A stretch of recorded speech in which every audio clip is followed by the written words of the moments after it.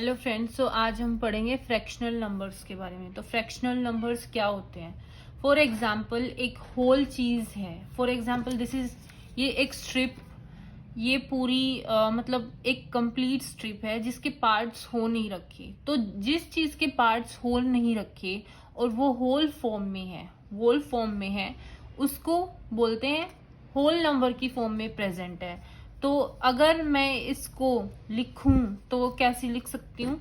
इसको लिखूंगी कि ये एक स्ट्रिप है, लेकिन अगर इसी स्ट्रिप के कुछ पार्ट्स कर देती हूँ मैं, फॉर एग्जाम्पल इसके 4 पार्ट्स कर दिए, 1 2 3 एंड 4, ये इस स्ट्रिप के 4 पार्ट्स कर दिए मैंने। तो इन पार्ट्स को क्या बोलेंगे? इन पार्ट्स को बोलेंगे फ्रैक्शन। ये क्या है? फ्रैक्शन है। ये क्या है? फ्रैक्शन है। अब हमें ये बताना है कि कितना फ्रैक्शन है। फॉर एग्जाम्पल जैसे ये है, पहले ये पूरी एक स्ट्रिप थी, ठीक है, और इसका एक भी पार्ट नहीं हो रखा था। अब देखते हैं, देखो ये टोटल करके कितने पार्ट्स है? 1 2 3 एंड 4 पार्ट्स है। तो ये कितना पार्ट है? तो जितने नंबर ऑफ पीस हमें मिलते हैं उनको हम लिखते हैं नीचे। तो ये है 4 पार्ट्स। और ये कितना नंबर है? ये कितने नंबर में है ये पार्ट? ये है 1, ठीक है। अब जैसे ये है, अब जो पहले स्ट्रिप थी उसके टोटल करके कितने पार्ट्स बने, कितने पीसेस बने? 4। तो उसको हम लिख देते हैं नीचे 4 और ऊपर लिख देंगे 1।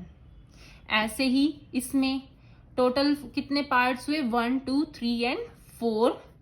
ऊपर क्या लिखेंगे कि ये पार्ट कितने नंबर में है? तो ये है 1/4 नंबर में। ऐसे ही ये 1/4 हो गया। अब जैसे ये 2 पार्ट्स मैंने अपनी फ्रेंड को दे दिए, तो कितने पार्ट्स मैंने अपनी फ्रेंड को दिए? 1/4 प्लस 1/4 इज इक्वल टू 2/4। इसको हम कैसे लिख सकते हैं? 1/2। देखो ये अलग से पता चल रहा है ना कि ये हाफ पार्ट्स हैं। अगर टोटल स्ट्रिप 4 पार्ट्स को मिला के बनी है तो ये उसका हाफ ही तो हुआ ना। देखो ये मिल गया हमें 1/2। अब एक और चीज होती है इसमें कि अगर कोई भी चीज है, अगर उसमें अनइक्वल पार्ट्स हों, अनइक्वल पार्ट्स मतलब जैसे एक फॉर एग्जांपल ये जो स्ट्रिप है इसके मैं 2 पार्ट्स करूं, 2 पार्ट्स कर दूं इसके मैं, लेकिन देखो ये 2 पार्ट्स कर दिए, लेकिन ये जो 2 पार्ट्स हैं ये अनइक्वल हैं। साइज में ये क्या है? अनइक्वल।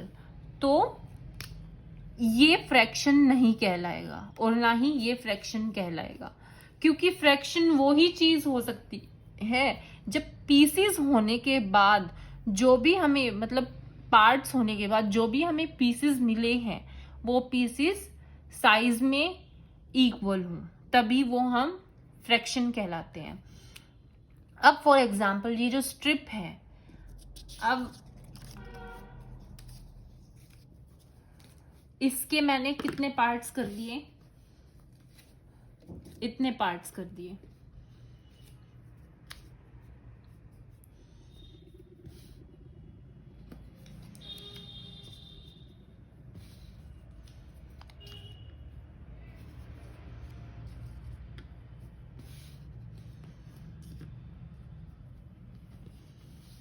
इस स्ट्रिप के कितने पार्ट्स हो गए? 7 पार्ट्स। 7 पार्ट्स हो गए सेम स्ट्रिप के। तो फॉर एग्जाम्पल अगर मेरी फ्रेंड बोलती है कि देख मुझे 3 पार्ट्स दे दी, तो मैं उसको 3 पार्ट्स दे दूंगी। तो टोटल करके अब मैंने उसको कितना होल पार्ट दिया? उसको मैंने दिया, देखो पहले तो इनके लिखना पड़ेगा, ये कितना टोटल कितने पीसेस हैं? 7। तो ये क्या है?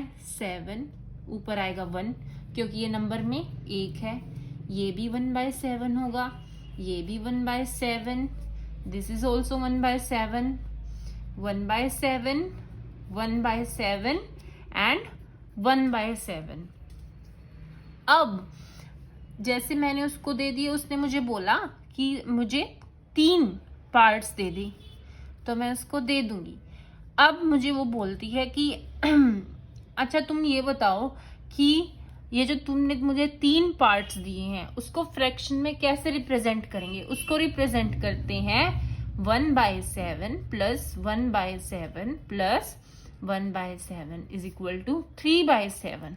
3/7 पार्ट्स तो मैंने अपनी फ्रेंड को दे दिए, और ऐसे ही 1/7 प्लस 1/7 मेरे पास कितने पार्ट्स रह गए, 4/7। अब देखो टोटल पार्ट्स, अगर इन सभी को टोटल करते हैं तो देखो 4/7 प्लस 3/7 इज इक्वल टू क्या होगा, 7/7। वो किसके इक्वल होता है, 1 के इक्वल होता है।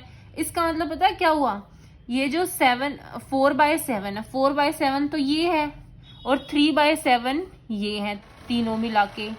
और जब ये सारे मिलके क्या बन गया, एक स्ट्रिप बनती है ना, और यही वो इसमें शो कर रखा है कि 4/7 ये मिला के, ये 4/7 है और ये 3/7 है, मिला के हमारी एक स्ट्रिप बन गई। ठीक है,